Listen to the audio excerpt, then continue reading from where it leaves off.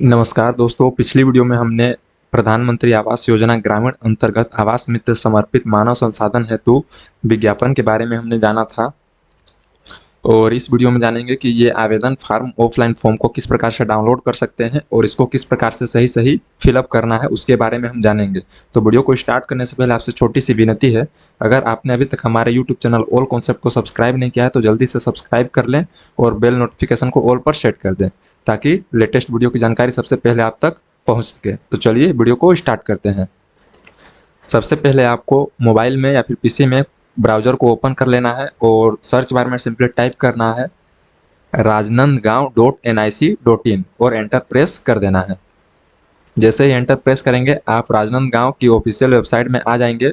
अब यहाँ पे आप देखेंगे तो यहाँ पे नोटिस के ऑप्शन में जस्ट आएंगे तो नीचे भर्ती का ऑप्शन दिखाई देगा, आप सिंपली इस पर क्लिक करेंगे और अब आप देख सकते हैं फर्स्ट में ही भर्ती में प्रधानमंत्री आवास योजना ग्रामीण हेतु आवास मित्र समर्पित मानव संसाधन पदों पर आवेदन आमंत्रण। यहाँ पे आरंभ करने की तिथि 8/8/2024 है और अंतिम तिथि इसमें दिया है 29/8/2024, जो कि 27/8/2024 ही अंतिम तिथि है। पिछली हमने जो विज्ञापन है उसमें देखा था। और यहाँ पे फाइल देखेंगे तो यहाँ देखें, इस पर क्लिक करेंगे तो ये हमारे सामने उसका विज्ञापन ओपन होकर आ जाता है। यहाँ पे आप देख सकते हैं दिनांक 27/8/2024 तक आवेदन पत्र आमंत्रित किए जाते हैं। तो इसे आप इग्नोर करेंगे 29/8/2024 को, जो कि आपका विज्ञापन में 27/8/2024 तक ही आवेदन भर सकते हैं। आप इसमें सिंपली नीचे की तरफ स्क्रॉल डाउन करेंगे और इसमें समस्त जानकारी दिया हुआ है, आप इसको अच्छे से पढ़ लेंगे, उसके बाद ही फॉर्म को अप्लाई करेंगे। तो हम सिंपली नीचे की तरफ स्क्रॉल डाउन कर लेते हैं और यहाँ पे देखेंगे तो हमारे सामने फॉर्म मिल जाता है। ये फॉर्म 2 पेज का है, आप इसे प्रिंट आउट निकलवा करके और इसको भर लेंगे। तो जैसे कि यहाँ पे आपको लिखना है आवेदन जमा करने की अंतिम तिथि, तो 27/8/2024 यहाँ पे लिख देना है। उसके बाद आवेदन पत्र जनपद पंचायत, तो यहाँ पे आपको राजनांदगांव लिख देना है। उसके बाद यहाँ पे आवेदक का फोटो हम जूम कर ले रहे हैं थोड़ा सा, यहाँ देखेंगे तो आवेदक का अभी प्रमाणित पासपोर्ट साइज फोटो, तो यहाँ पे पासपोर्ट साइज फोटो आपको लगा देना है। अब नीचे की तरफ स्क्रॉल डाउन करेंगे तो यहाँ देखेंगे अभ्यर्थी का नाम हिंदी में, तो जो भी आपके मार्कशीट में होगा नाम हिंदी में जिस प्रकार से लिखा हुआ उसके हिसाब से आप यहाँ पे अपना नाम हिंदी में लिख देंगे। उसके बाद यहाँ देखेंगे अंग्रेजी के कैपिटल अक्षर में यहाँ भी आपको नाम लिखना है, तो यहाँ भी आप कैपिटल लेटर में मान के चलिए आपका नाम अनिल है तो यहाँ पे ए लिखेंगे, एक बॉक्स में एक लेटर ही लिखना है आपको, ANIL। फिर अगर कुमार लिखना है तो एक स्पेस छोड़ करके KUMAR, इस प्रकार से आप लिख लेंगे। फिर यहाँ पे दूसरे नंबर पर देखेंगे पिता पति का नाम हिंदी में, तो अगर आप के पिता को सेलेक्ट करेंगे तो यहाँ पे पिता का नाम हिंदी में जो मार्कशीट में दिया हुआ है उसके अनुसार यहाँ भी लिख लेंगे। और अगर पति का नाम है तो यहाँ पे पति में टिक मार करके यहाँ पे पति का नाम लिख देंगे। उसके बाद अंग्रेजी के कैपिटल लेटर अक्षर में लिखना है, यहाँ भी आपके अपने पिता का नाम या पति का नाम अंग्रेजी के कैपिटल लेटर में लिखना है। उसके बाद यहाँ पे जन्म तिथि अंकों में लिखना है आपको, तो मान के चलिए आपका जन्म तिथि 1/1/1990 या 1/1/2000 है तो यहाँ पे 0101 और यहाँ पे स्पेस कर करके लिखना है। जैसे कि यहाँ पे 01 फिर एक स्पेस फिर 01 फिर एक स्पेस करके फिर यहाँ पे 1993 1900 जो भी है आपका वो लिख देना है, आपको सीधा सीधी इसमें लिख देना है। फिर उसके बाद 3.1 पॉइंट में देखेंगे लिंग, तो पुरुष हैं तो पुरुष में टिक मारेंगे, महिला है तो महिला में टिक मार देंगे और यहाँ पे शब्दों में लिख देना है। तो मान के चलिए हमारा 1 जनवरी सन 2000 है तो 1 जनवरी 2000 लिख देंगे। फिर इसके बाद यहाँ पे दिनांक 1/1/2024 की स्थिति में आयु, तो आप कैलकुलेटर आसानी से यूज कर सकते हैं, एज कैलकुलेटर।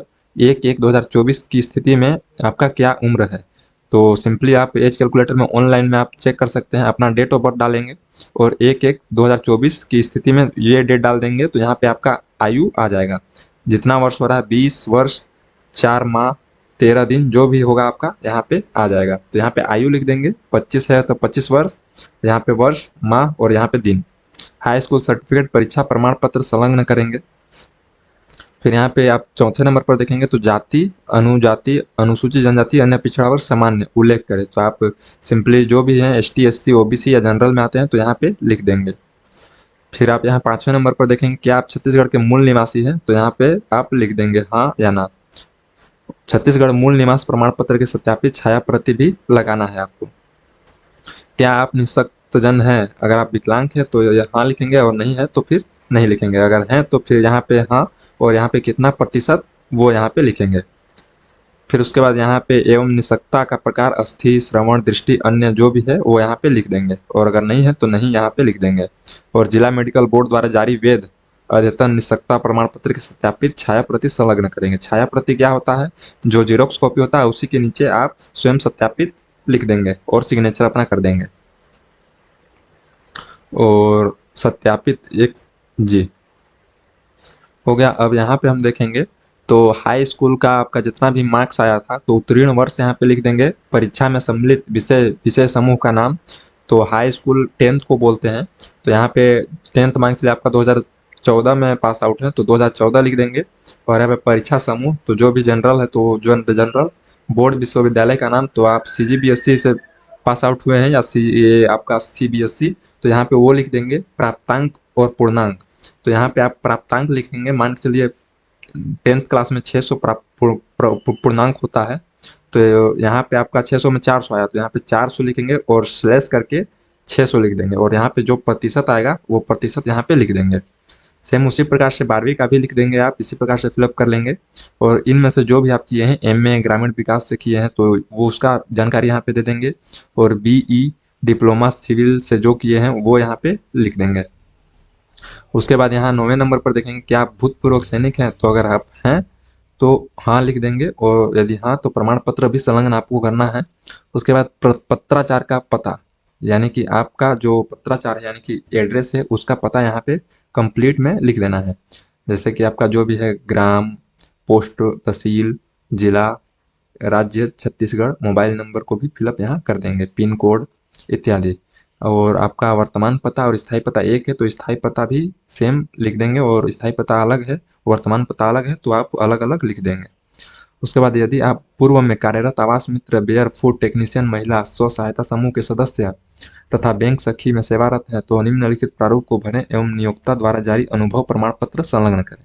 अगर आप पहले से काम कर चुके हैं इस पे तो आप कार्यरत पद का नाम यहाँ पे लिखेंगे, कार्यालय का नाम लिखेंगे, और कार्यरत अवधि कब से कब तक आपने काम किया है वो यहाँ पे लिख देंगे, और यहाँ पे कुल अवधि यहाँ पे लिख देंगे। 13वें नंबर पर देखेंगे तो वैवाहिक स्थिति, विवाहित अविवाहित, तो आपका जो भी है यहाँ पे लिख देंगे। यदि विवाहित हैं तो विवाह की तिथि भी यहाँ पे लिखना होगा, और बच्चों की संख्या अगर है तो यहाँ पे लिख देंगे, अन्यथा 0 कर देंगे। और सभी बच्चों की जनसंख्या, जन्म तिथि यहाँ पे लिख देंगे अगर होंगे तो। और सरपंच पार्षद द्वारा जारी विवाह एवं जीवित संतान प्रमाण पत्र प्रस्तुत करने एवं महिला अभ्यर्थी शपथ पत्र प्रस्तुत करेंगे। अभ्यर्थी का घोषणा पत्र यहाँ पे दिया हुआ है, आप इसको पढ़ लेंगे, और स्थान में आपका जो भी एड्रेस है वो लिख देंगे, और यहाँ पे दिनांक लिख देंगे। उसके बाद यहाँ पे अभ्यर्थी का नाम लिखना है पूरा, और यहाँ पे अभ्यर्थी का हस्ताक्षर यहाँ पे कर देना है। और यहाँ पे देखेंगे नोट, आवेदन प्राप्ति की अंतिम तिथि के बाद अर्जित योग्यता मान्य नहीं होगी, उपरोक्त कंडिकाओं में से संबंधित प्रमाण पत्र ही संलग्न करें। संलग्न किए जाने वाले प्रमाण पत्रों को निम्नांकित क्रम में रखी जावे। तो सबसे पहले आप फॉर्म को रख लेंगे, उसके बाद हाई स्कूल प्रमाण पत्र, हायर सेकेंडरी स्कूल प्रमाण पत्र, और MA ग्रामीण विकास अगर आप नहीं किए हैं तो BE या फिर डिप्लोमा सिविल इंजीनियरिंग इसको कर लेंगे, जीरोक्स कॉपी उसको रख लेंगे, आप लगा लेंगे। उसके बाद अन्य अनुभव प्रमाण पत्र तो जो है वो कर देंगे। उसके बाद निःशक्तता का वैध प्रमाण पत्र अगर है तो अनापत्ति प्रमाण पत्र, और यहाँ पे भूतपूर्व सैनिक का अगर है तो उसमें, और सक्षम प्राधिकारी द्वारा जारी प्रमाण पत्र यानी कि कास्ट सर्टिफिकेट, आपका जो भी कास्ट से रिलेटेड हो वो आप लगा देंगे। और यहाँ पे छत्तीसगढ़ निवासी प्रमाण पत्र आपको लगाना अनिवार्य है। बस इतना ही है, और किस प्रकार से लिफाफे में लिखना है उसकी कंप्लीट जानकारी हम नेक्स्ट वीडियो में देंगे। इस वीडियो में समझ में अगर आपको नहीं आया हो तो प्लीज़ कमेंट करके हमें बताएं, हम उसका रिप्लाई ज़रूर देंगे। तो आज की इस वीडियो में बस इतना ही, मिलते हैं नए वीडियो में नए टॉपिक के साथ, तब तक के लिए धन्यवाद।